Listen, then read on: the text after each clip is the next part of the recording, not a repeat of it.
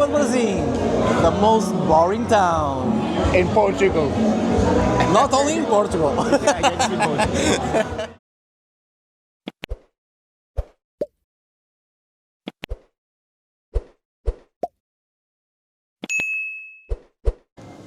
Hi everyone, welcome to my first adventure out of the UK for 2026, and my first port of call, believe it or not, if you haven't already guessed, is Portugal. Sunny Portugal. So excited to be here. I'm going to be checking out the food, of course. The food, I've heard so many good things about it, really looking forward to that. The nightlife, the culture, the history, and anything else that comes along. I'm certainly looking forward to having a proper francesinha. If you don't know what that is, keep watching, you will find out. I'm also going to be visiting a small village called Povoa de Varzim, which is actually where I am right now. If you'd like to follow me, don't forget, hit that little subscribe button, give me a little thumbs up, ring that little notification bell, and you will be notified every time I upload a new video. On that note, onwards and upwards, let's go and check out Portugal. So excited about this one.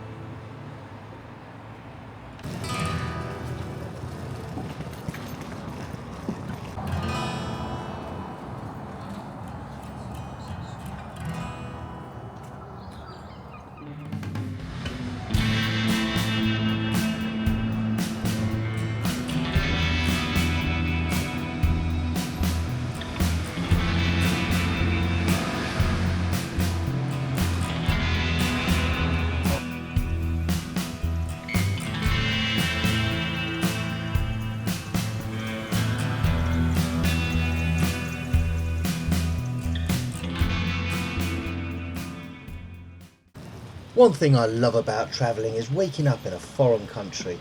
I mean, there's nothing wrong with my country, I love it very much, but it's just the excitement of being in a different environment, with different cultures, people speaking a different language and shops selling different things.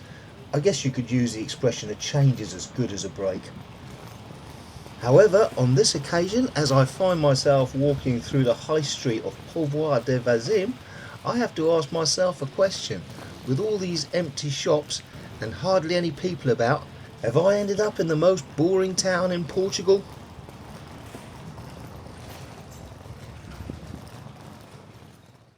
To be fair, it is still the winter months and it is out of season. However, you'd think there'd still be something going on, wouldn't you?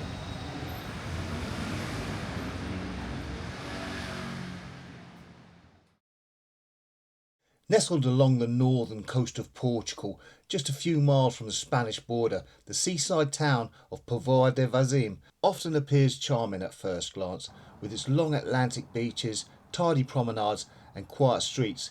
Yet beneath this calm exterior lies a place many visitors describe as surprisingly uneventful. Much of the town's identity revolves around the fishing traditions and modest seaside tourism. While that heritage gives Povoa de Varzim authenticity, it also means there is a limited range of attractions.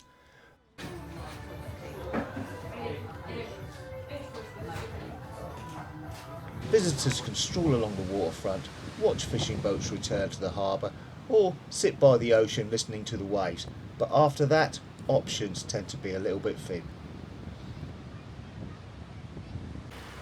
Compared with the vibrant atmosphere of the Algarve or nearby Porto, Povoa de Varzim can feel almost frozen in time. Life here moves slowly, and for travellers seeking excitement, nightlife and a bustling cultural scene, this town may leave much to be desired. One thing the Portuguese are famous for is their forts, and this one is of no exception. I don't know which fort it is or what it's all about. In fact, to be 100% honest with you, I think it has now become a nightclub. But the outside walls still stand. Let's see what this old chap has to say about it. Who's this fella then? This is Vasquez Calafate. Yeah. Unlike larger Portuguese destinations like Lisbon or Porto, there are few major museums, festivals or landmark attractions to fill a traveller's itinerary. Even the town's famous casino, Casino de Povoa, struggles to inject consistent energy into the area. Outside of the summer months, many restaurants and shops close early. What initially seems peaceful can quickly start to feel repetitive, especially after spending a few days wandering the same quiet avenues and empty beachfront cafes. To be fair, Povoa de Varzim is actually a beautiful little town with its quirky little houses, restaurants and cafes dotted about all over the place. This is very old town Povoa de Varzim. Some of the oldest buildings heading into the town centre. Going down these lovely little back streets, really love them. Small alleyways, back streets. Feels safe as anything as well here. There's no crime or someone going to rob you, or not even any beggars, to be honest with you. Seagulls seem to be the same size as the UK, mind you. I bet they'll nick your chips just as soon as any other one will.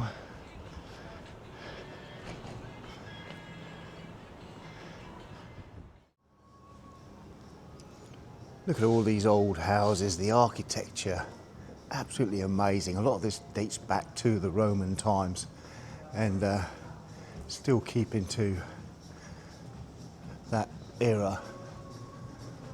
So beautiful. Really happy to be here in Portugal. It's about 15 degrees, which is perfect heat for me. It's not too hot, but warm enough to not have to wear a jumper. Not quite warm enough for shorts, but just a lovely temperature. Perfect, absolutely great for walking around, checking this place out.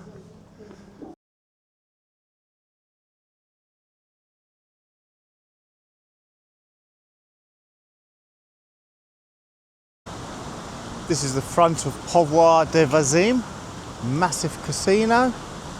Again, it's daytime, but at night this lights up, so beautiful. I won't be going to no casino because I don't have money to throw away, but if you do fancy going to the casino, there you have it, look. Don't know if it's actually still in use. It's looking a bit worn and torn and not too good for wear, but I'll find out later. Calling Povoa de Varzim boring depends largely on perspective. For some visitors, its slow rhythm is exactly the appeal. The absence of crowds, traffic and constant entertainment allows people to appreciate simple pleasures. Long walks by the Atlantic, relaxed seafood dinners and quiet sunset over the water. In a country celebrated for lively cities and dramatic landscapes, Povoa de Varzim presents a different side of Portugal. One defined not by excitement but by stillness. Whether that stillness feels peaceful or dull ultimately depends on the traveller's expectations and personal preferences.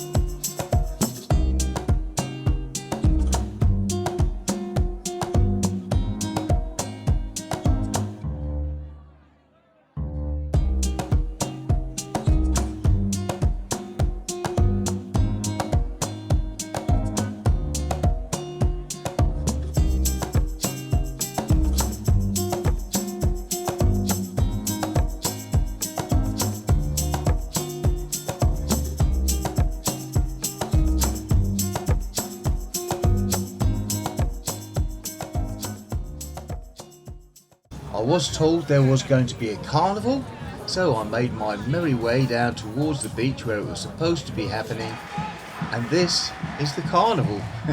For what it is worth, well, fair play to the ones who did go out of their way to get prepared for it.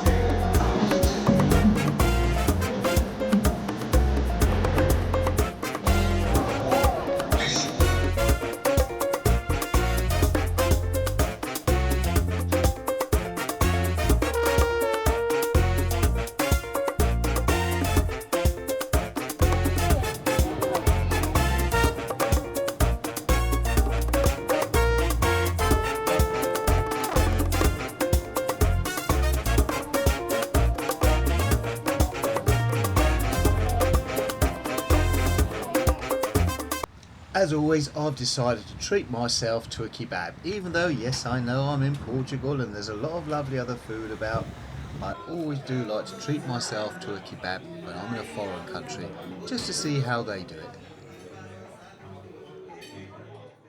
it. Towards the end of my stay, I did, however, find a lovely salsa club where I learnt to do a couple of steps of salsa. Nothing too strenuous, yeah, but I left it at that.